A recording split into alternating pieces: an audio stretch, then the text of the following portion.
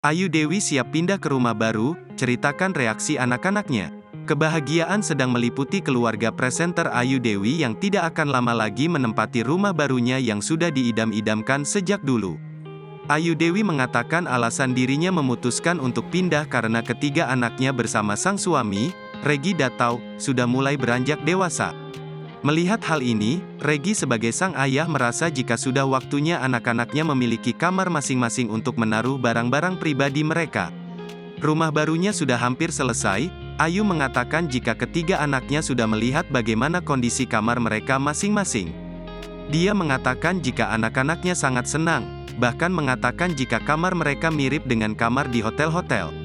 Seneng banget, mereka bilangnya itu katanya hotel, lanjut Ayu. Bayangannya mungkin ya namanya rumah baru jadikan, mungkin lebih bersih, lebih baru. Enggak biasa dilihat, jadi seneng-seneng aja, lompat sana-sini, ungkap Ayu. Bukan hanya itu, meski belum sepenuhnya pindah ke rumah baru mereka, Ayu Dewi menceritakan jika anak-anaknya sudah sibuk memilih kamar mereka sendiri. Pada sibuk nyobain kasur, pada bagi-bagi sendiri terserah dia, tuturnya.